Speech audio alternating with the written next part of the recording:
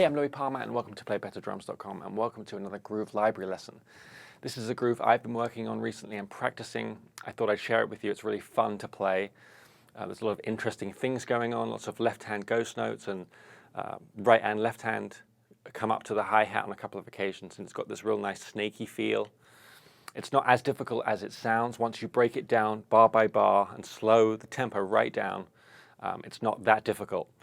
But be aware that once you start to speed it up, the things that make it sound good are, like with the other grooves that have this kind of feel and this amount of notes, it's the dynamics, the difference between ghost notes and rim shots, and sound, as in where you're playing the hi-hat and the snare drum, you know, where you place the rim shots, where you place the ghost notes. But I'll play it up to speed and then I'll slow it right down.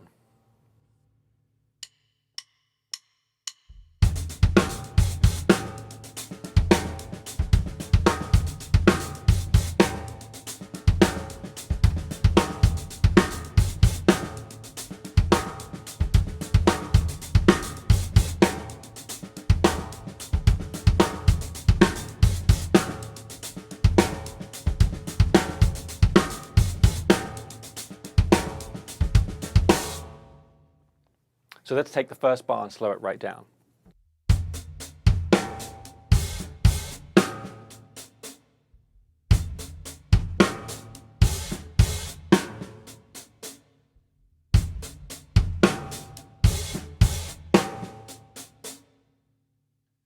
So the most difficult thing I think about that bar is a couple of the left-hand ghost notes.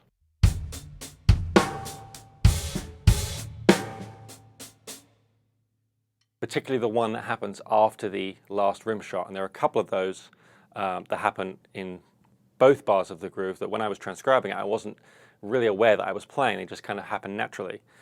So even though they can't sometimes be heard that much, they really do add to the feel. But they also happen to be the most difficult to execute because you've got that rim shot and then immediately afterwards, you've got that tiny ghost note.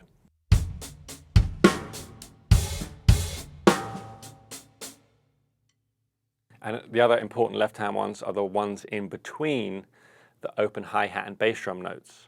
It's easy to leave those out because you could do that and it would sound okay, but again, they're almost not heard, but they add to the feel.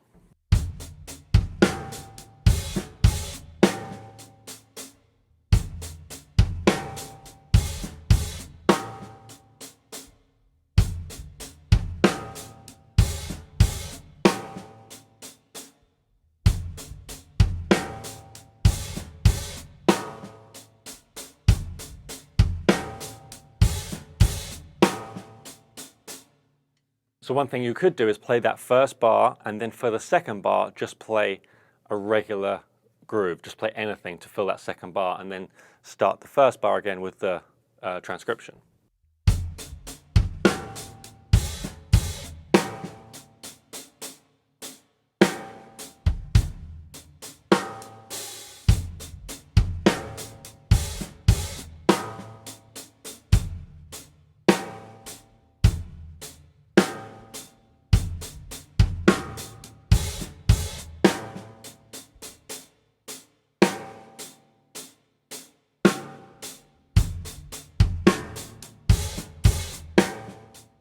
So let's look at the second bar.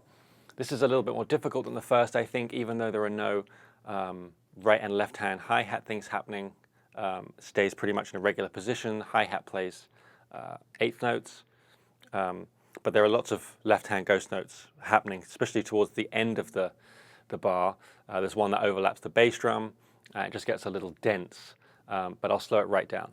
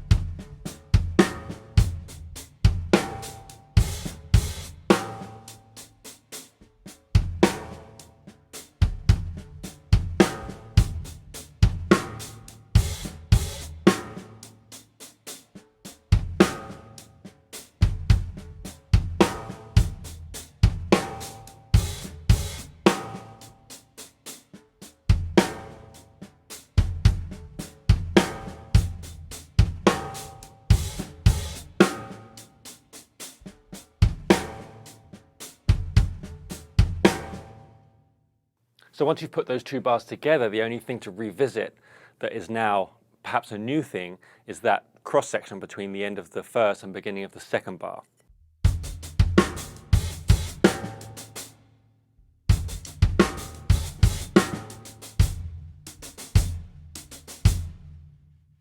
So that little bit at the end of the first bar, and then the beginning, there's that a little swell in dynamics, not necessarily any accents.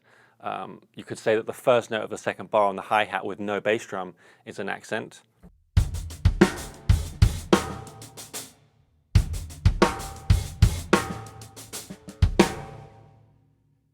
But there's just a little swell in dynamics, like I said, with the hi-hat.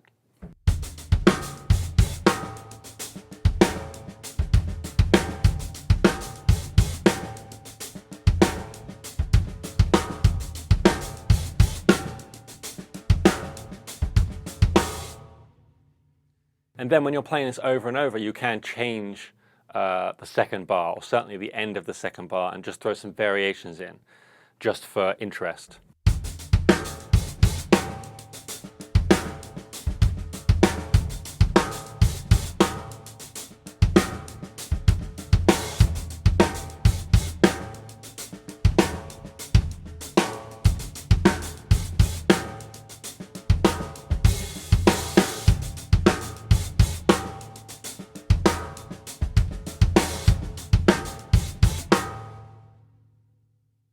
Just little vocab things, variations, open hi-hats, just to give it some extra flavor. When you repeat every second time or every fourth time, you could throw something different in.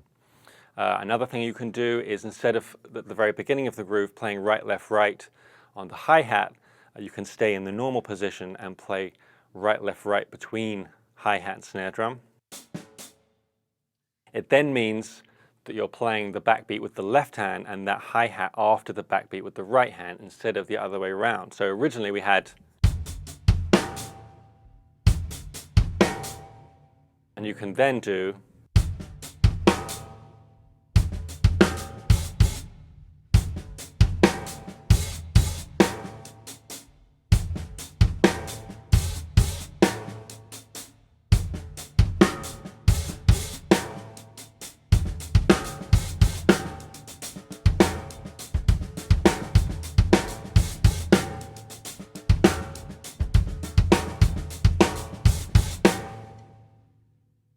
so just another variation to add.